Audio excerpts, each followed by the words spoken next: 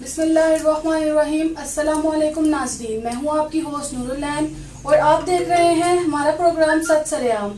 آج کے ہمارے پروگرام کے مہمان ہیں پاکستان اور آزاد کشمیر کی جانی مانی شخصیت ممتاز ہومیوپیتھک ڈاکٹر صحافی اور سوشل ورکر جناب ڈاکٹر طارق محمود شاکر صاحب۔ آئیے ان سے اپنی گفتگو کا آغاز کرتے ہیں۔ السلام علیکم۔ وعلیکم السلام۔ پہلے تو آپ کا بہت بہت شکریہ کہ آپ نے ہمیں اپنے قیمتی وقت میں سے ٹائم دیا۔ تو آپ سے میرا پہلا سوال یہ ہے کہ آپ اپنی ابتدائی زندگی کے بارے میں ہمیں ہمارے ناظرین کو بتائیں۔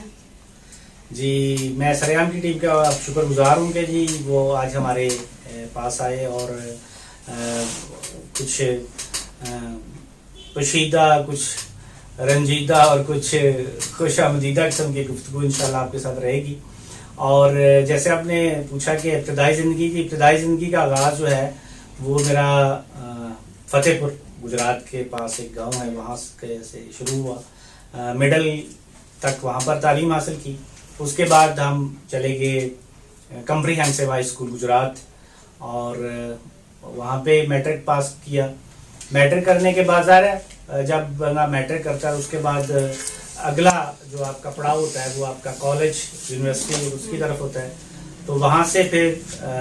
ہمارے محترم استاد محترم ڈاکٹر غلام حسین اظہر جو ایک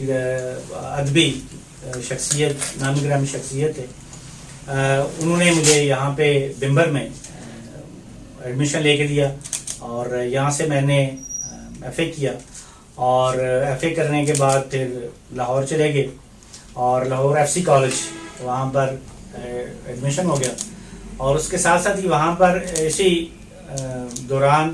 ہمارا ایک دفعہ گزر وہاں سے ایک ہومیوپیتھک کالج کے پاس سے ہوا، تو سوچا کہ کیوں نہ اس پر بھی ہم دیکھیں کہ کیا اس میں پڑھایا جاتا ہے۔ تو ایک تجسس تھا اور اس تجسس کے سلسلے میں پھر ایڈمیشن لینے کے جب گیا تو پتہ چلا کہ یہ بڑی اچھی سائنس ہے۔ پھر میرے والد محترم کو کڈنی سٹون ہو گیا تھا،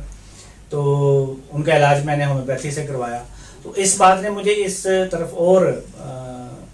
جو ہے وہ پختہ کر دیا کہ سرجری سے ہٹ کر بھی کوئی جو علاج جو ہے وہ موجود ہیں، اور میرے والد صاحب کا علاج ہم نے ہومیوپیتھی سے کیا اور وہ اس سے ماشاءاللہ صحتیاب ہو گئے۔ اور پھر میں ہومیوپیتھی کی طرف ڈائیورٹ ہوا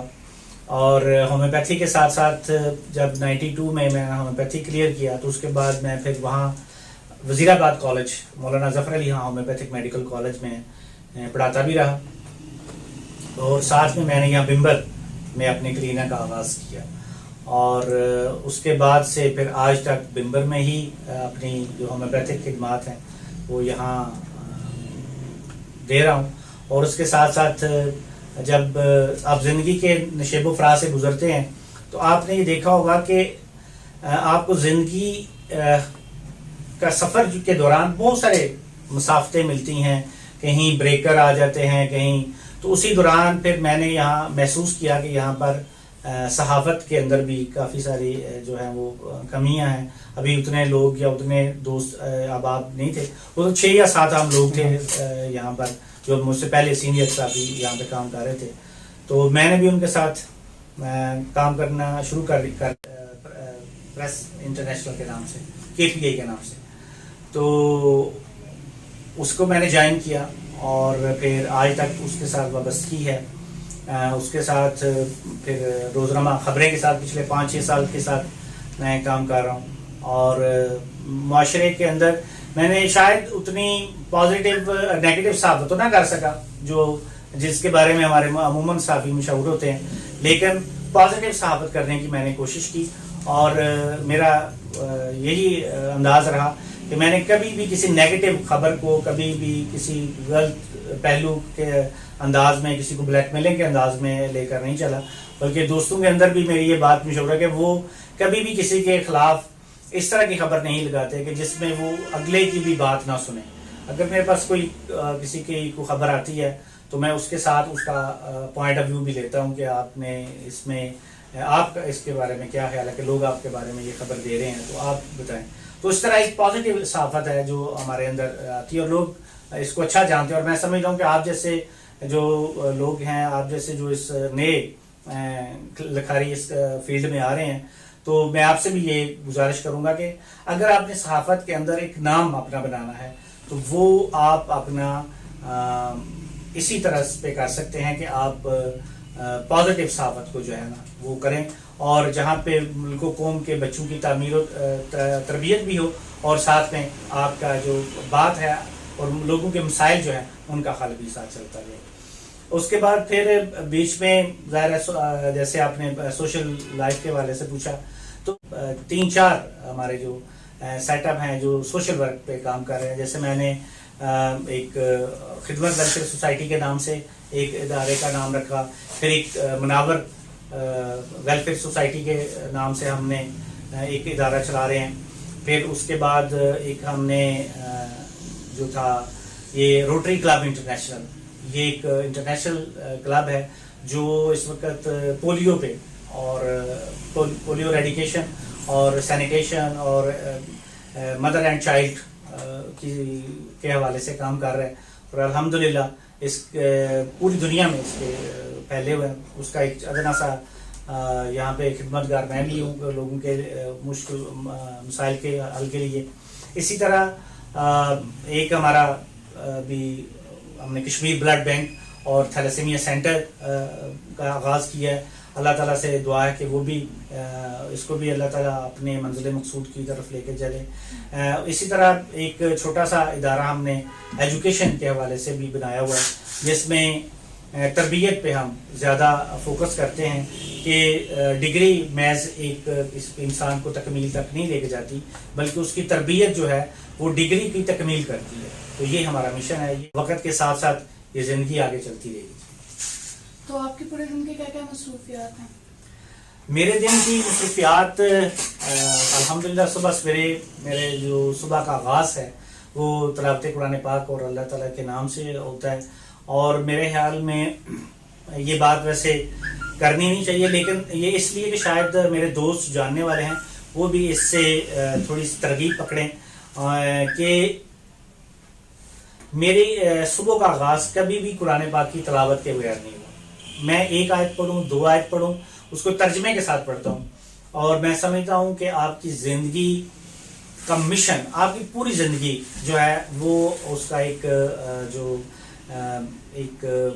لا ہے، وہ آپ کے پاس قرآن کی شکل میں آپ کے پاس موجود ہے، اور اگر آپ اس کا ایک لائن کا روزانہ کا مطالعہ کرتے تو آپ کو زندگی میں کبھی کوئی پریشانی نہیں آئے گی۔ وہ اس لیے نہیں کہ پریشانی تو life is up and down, یہ کبھی اوپر جاتی ہے کبھی نیچے جاتی ہے، زندگی میں اپ اینڈ ڈاؤن آپ کے آتے رہیں گے، لیکن جو زندگی کے اپ اینڈ ڈاؤن ہے اس میں آپ گھبرائیں گے نہیں۔ وہ تندی باد مخالف سے نہ گھبرا اے عقاب، یہ تو چلتی ہے تجھے اونچا اڑانے کے۔ میں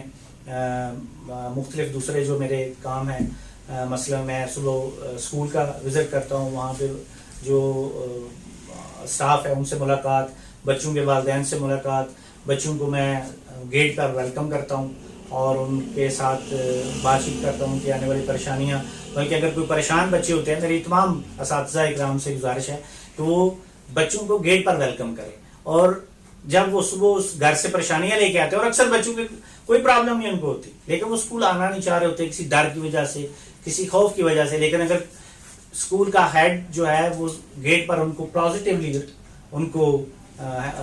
کرتا ہے، ویلکم کرتا ہے۔ میں مختلف شہر کی جو ہماری سوشل ایکٹیویٹیز ہوتی ہیں اس کے اندر میرا دن گزرتا ہے۔ شام کو 4 بجے سے لے کر 8 بجے تک پھر میں کلینک پر بیٹھتا ہوں، اور یوں شام کھانا ہم اپنے بچوں کے ساتھ مل بیٹھ کر کھاتے ہیں، اور کھانے کے دوران بھی شام صاحب آپ کو ایک بات بتاؤں کہ ہمارا نورالعین کے میری رات کے کھانے پہ جو بچوں سے ڈسکشن ہوتی ہے وہ بھی یہی ہوتی ہے کہ ہم نے اللہ کی سونپی ہوئی جو ہماری ڈیوٹیاں ہیں، جو توفیق کی ہوئی ہماری ڈیوٹیاں، ان کو کیسے ادا کرنا ہے۔ احسن طریقے سے ادا کریں گے تو لوگ اچھے لفظوں میں آپ کو یاد کریں گے، اور اگر آپ برے الفاظ میں ان کو وہ ادا کریں گے تو لوگ بھی آپ کو برے الفاظ میں یاد کریں گے۔ ہومیوپیتھی کی پریکٹس کتنے عرصے سے کر رہے ہیں؟ میں تقریباً 27 سال سے باقاعدہ اس کی پریکٹس جو ہے کر رہا ہوں۔ تو کرونا وبا کے بارے میں آپ کا کیا حال ہے؟ کب تک مطلب اس کے ختم ہونے کے امکانات بتائے جائیں گے؟ کرونا وبا جو ہے ختم ہو سکتی ہے. اگر چائنا میں ختم ہو سے جانا اسٹارٹ ہوئی تھی وہ یہاں سے بھی ختم ہو سکتی ہے, لیکن اس کے لیے ہمیں جو قومی لیول پہ ایک جو ہماری سوچ ہے اس کو ترویج دینی ہوگی. ہمیں اس کو مذاق نہیں سمجھنا ہوگا. ہم لوگ ابھی اس کو ٹوٹلی مذاق سمجھ رہے ہیں, یہ مذاق نہیں ہے.